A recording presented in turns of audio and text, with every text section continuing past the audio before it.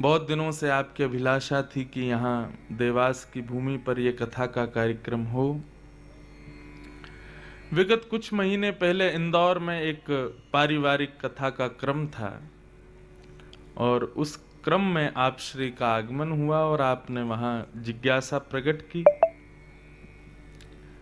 इस डेट में हमारी कथा जोधपुर में होनी थी, परंतु आपका उत्साह इतना तीव्र था कि वहाँ इंदौर में जिस दिन कथा विश्राम थी उसी दिन मुझे कहीं निकलना था और आप आए। बोले नहीं महाराज जी, हमारे यहाँ करनी ही पड़ेगी और कोई आप पे रास्ता ही नहीं है। आप जोधपुर में बाद में करना, चाहे उनको कोई और डेट देना, लेकिन यहाँ की कथा तो करनी है। तो वास्तविकता कहूँ तो हमारे शर्मा जी के उत्साह की वजह से मैं देवास आया हूँ। उनका जो उत्साह था, उनकी गृहिणी का, उनके पूरे परिवार का, उनके पुत्र पुत्र वधू, उनके पौत्र, उनका जो उत्साह था, उस उत्साह के कारण मेरी व्यासपीठ यहाँ आई है, मेरी भागवत जी यहाँ आई है।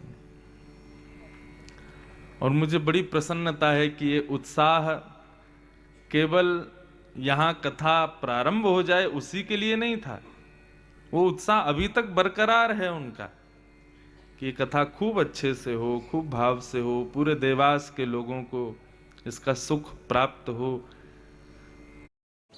Ashneer Grover, he was able to compete with Paytm and Google Pay, and he positioned Bharat Pay as a leader in the payment processing market. Now he has a sharp business sense and an aggressive, out of the box strategies. Now if you are a business owner, agency owner or startup founder, you can learn a lot. इसका सुख प्राप्त हो। उत्साह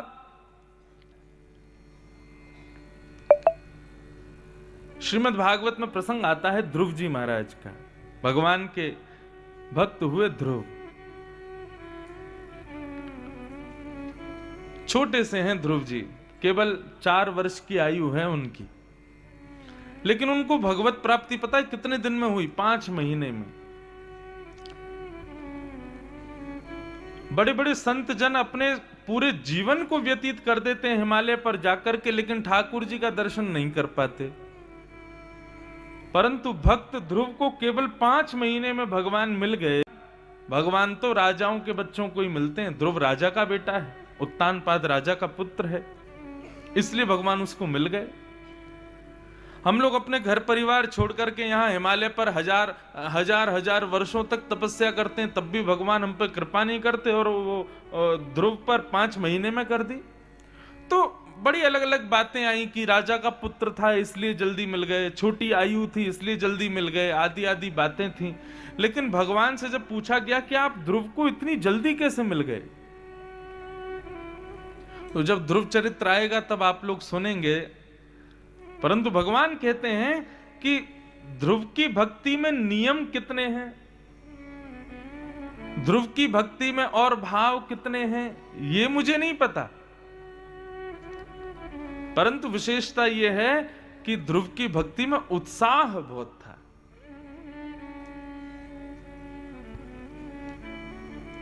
ध्रुव की भक्ति में उत्साह खूब था। 2 भक्त थे, हिमालय पर गए भगवत प्राप्ति के लिए। दोनों ने भगवान का खूब भजन किया, तो नारद जी महाराज दोनों को मिलने के लिए आए। पहले भक्त के पास गए तो उसने पूछा कि भगवान मुझे कब मिलेंगे? नारद जी महाराज बोले तुम्हारे पीछे जो वृक्ष है, इस वृक्ष में जितने पत्ते हैं इनको गिन लो, इतने दिन और लगेंगे, बस फिर भगवान मिल जाएंगे। बड़ा परेशान हुआ, बोले इतने दिन और लगेंगे अभी? नारद जी बोले हाँ बस इतने दिन की बात है, बस ये छोटे, ये कितने पत्ते होंगे, 500-600 पत्ते होंगे, इतने दिन और लगेंगे बस ठाकुर जी को मिलने में। वो बड़ा दुखी हो गया, बोले इतने दिन और प्रतीक्षा करनी पड़ेगी, इतने दिनों से मैं लगा हुआ हूं, अब इतने दिन और बैठूं यहां पर। बड़ा हताश हो गया, उदास हो गया। नारद जी बोले भैया अब क्या करें, इतने दिन तो लगेंगे लगभग। दूसरे भक्त के पास गए तो दूसरे भक्त ने पूछा नारद जी भगवान कब मिलेंगे? तो नारद जी बोले, तुम्हारे पीछे जो वृक्ष है इसमें जितने पत्ते हैं इतने वर्ष में भगवान मिलेंगे।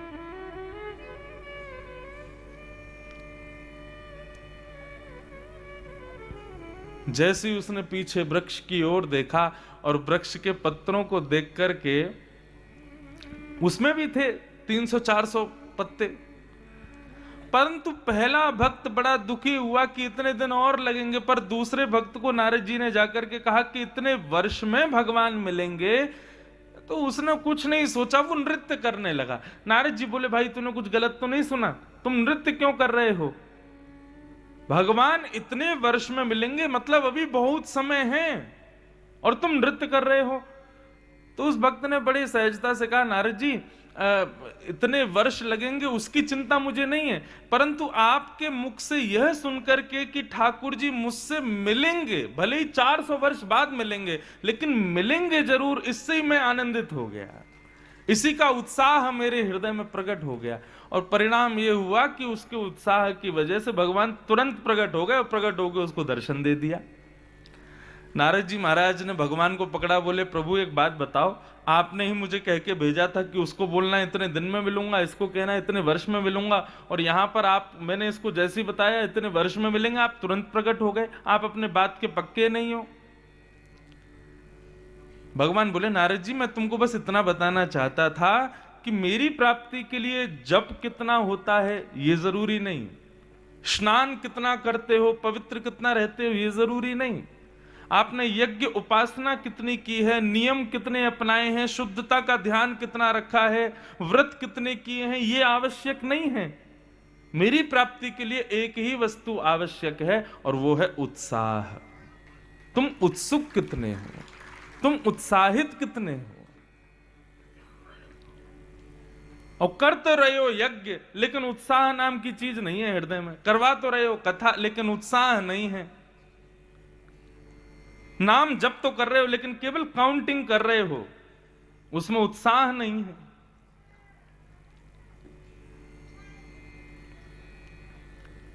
तो भगवत प्राप्ति नहीं होगी। मैं तो अपनी कथाओं में कहा करता हूं कि भाई कोई एक ही नियम करो, कोई एक ही नियम करो, लेकिन करो पूर्ण उत्साह के साथ। कोई बहुत ज्यादा नियम करने की जरूरत नहीं। सुबह उठते ही पहले हाथ देखो, फिर चरण वो जमीन को प्रणाम करो, उसके बाद में जाकर के जो है स्नान करके सूर्य को अर्घ दो, तुलसी जी पे अर्घ दो, फिर उसके बाद अपने ठाकुर जी की सेवा करो, माला पहनाओ, तुलसी अर्चना करो, हवन करो। इतने नियम करने की कोई जरूरत नहीं। एक नियम करो लेकिन करो पूर्ण उत्साह के साथ, पूर्ण लगन के साथ। और एक बात और बताऊं, उत्साह किसे कहते हैं?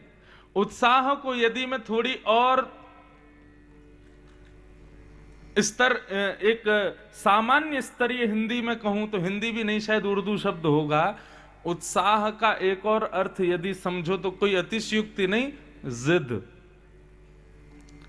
आप जितनी जिद के साथ ठाकुर जी को पुकारोगे उतनी जल्दी ठाकुर जी आएंगे। अगर जिद ही नहीं है हमारी भक्ति में तो ठाकुर जी को भी कौन सी गरज पड़ी आपके पास आने की। जैसे बालक है, बालक आपके साथ मॉल गया, मॉल में जाकर के उसने कोई खिलौना देखा, खिलौना देखते ही माता पिता की नाक में दम कर देता, मुझे चाहिए चाहिए चाहिए चाहिए। अब माता पिता जानते हैं कि ये खिलौना तोड़ देने वाला है 2 दिन बाद ही, लेकिन फिर भी अपने बालक की प्रसन्नता के लिए माता पिता उसको वो खिलौना देते हैं। ठीक वैसे ही जब भक्त के हृदय में भगवत प्राप्ति की जिद प्रकट होती है तब ठाकुर जी प्राप्त होते हैं। तो मैं ये कह दूं तो कोई गलत नहीं होगा कि इस कथा के लिए शर्मा जी ने खूब जिद करी, तब जाकर के यहां कथा हो रही है।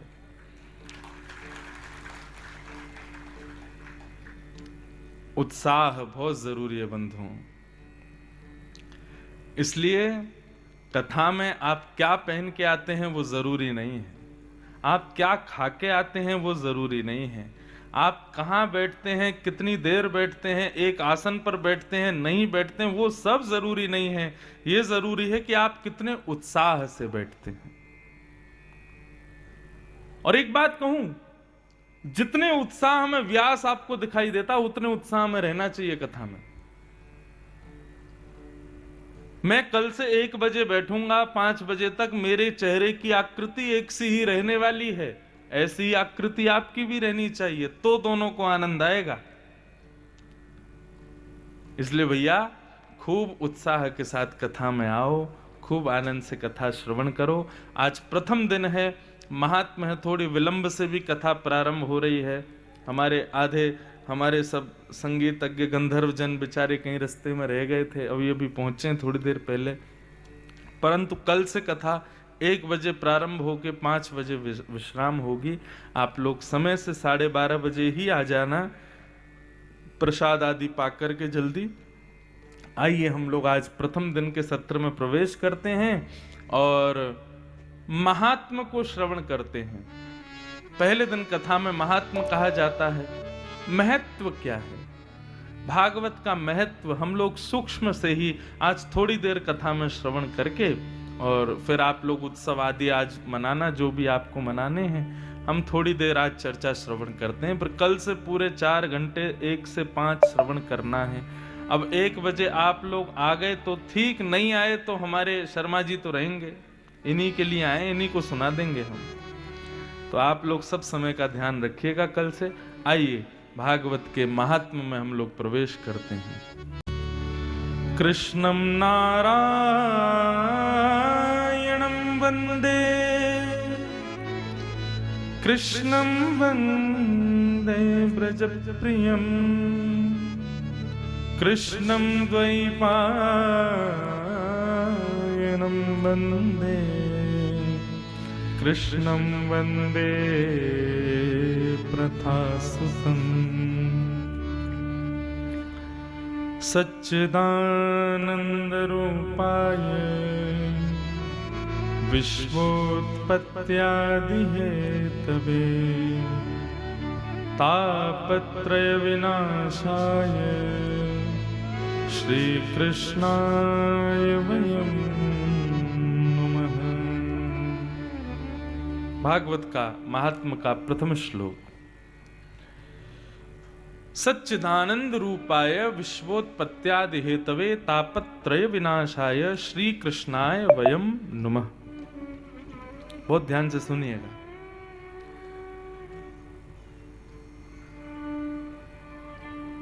ये सूक्ष्म परिचय है भगवान का। भगवान के रूप, कर्म और गुणों का विवेचन करता है। भगवान के 3 प्रकार के रूप होते हैं। पहला सत्य, दूसरा चैतन्य और तीसरा आनंद। मैं हमेशा अपनी कथा में कहा करता हूं, भगवान के स्वरूप बहुत सारे हैं। ये गिरधर स्वरूप है, वृंदावन में जाओ तो बिहारी जी स्वरूप हैं, द्वारिका में चले जाओ तो चतुर्भुज स्वरूप हैं, जगन्नाथपुरी में चले जाओ तो प्रेम विगलित स्वरूप हैं, बद्रीनाथ में चले जाओ तो तपस्वी स्वरूप हैं, दक्षिण भारत में चले जाओ तो शेषनाग पर पड़े हुए रंगनाथ स्वरूप हैं। स्वरूप बहुत सारे हैं ठाकुर जी के, परंतु प्रत्येक स्वरूप वाले ठाकुर जी के रूप 3 ही हैं, सत्य, चैतन्य और आनंद। लोग कहते हैं हमारे भीतर भगवान रहते हैं। स्वयं भगवान कहते हैं गीता में, ईश्वरः सर्वभूतानां हृदये सेर्जुन तिष्ठति। तो ये भगवान जो हमारे भीतर रहते हैं, ये किस रूप में रहते हैं? इन्हीं 3 रूपों में रहते हैं। पहला सत्य, दूसरा चैतन्य और तीसरा आनंद। एक प्रकार से श्रीमद् भागवत क्या है बंधुओं पता है? श्रीमद् भागवत दर्पण है। दर्पण की खासियत क्या होती है? दर्पण कभी झूठ नहीं बोलता। आप जैसे हो वैसा दिखाता है। आप बुरे हो तो बुरा दिखाएगा, आप श्रृंगार कर लो तो सुंदर दिखाएगा। या फिर एक प्रकार से ऐसा कहूं तो आप दर्पण में अपनी कमियां देखते हो कि हमारे रूप में हमारे बाल ठीक हैं कि नहीं, हमारे माताएं देखती हैं हमारे काजल ठीक लगे कि नहीं, हमने शर्ट ठीक से पहनी है कि नहीं, हम लोग ठीक लग रहे हैं कि नहीं। मतलब कोई कमी हो तो उसको सुधार लो, उसके लिए दर्पण होता है। भागवत भी दर्पण है। यहां पर आपकी अच्छाइयां नहीं बताई जाएंगी और ना अपनी अच्छाइयां सुनने के लिए बैठना। भागवत में तो यही सुनना है कि मुझ में कमी क्या है और उस कमी का निवारण व्यास जी कुछ बताएं कि मैं कैसे उसको सुधारूं। मुझे बहुत क्रोध आता है, मेरे भीतर काम खूब है, मुझे उसके प्रति बड़ी ईर्ष्या है, मेरे भीतर लोभ बहुत है। आदमी के अंदर कितने दुर्गुण हैं ये आदमी खूब अच्छे से जानता है। वो बात अलग है कि कोई और बता दे तो छुपाता है।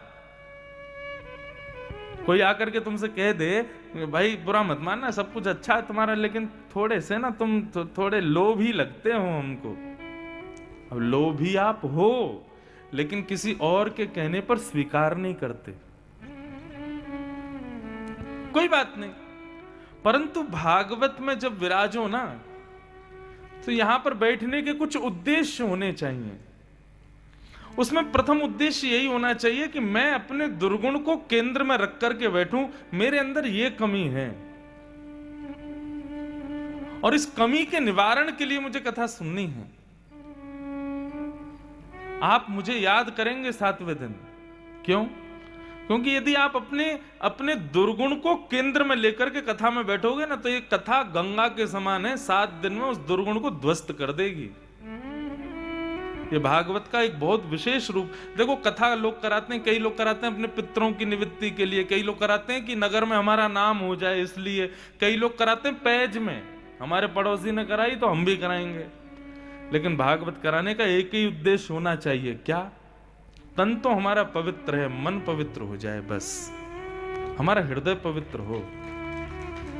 और एक बात कहूं, आज जिसको सवेरे देख करके आपको ईर्ष्या हो रही थी, जिसको देख करके जलन हो रही थी, 7 दिन बाद फिर उसको देखोगे तब भी जलन हो रही है ना, तो समझना कथा सुनी नहीं है आपने। 7 दिन बाद जब कथा से जाओ ना, तो जिसको देख के थोड़े ईर्ष्या का भाव आया था, जिसको देख के थोड़ा क्रोध का भाव आया था, उसके प्रति भी थोड़ा प्रेम प्रकट हो जाए तो समझना कथा सुनी है, कथा हमारे जीवन में आई है।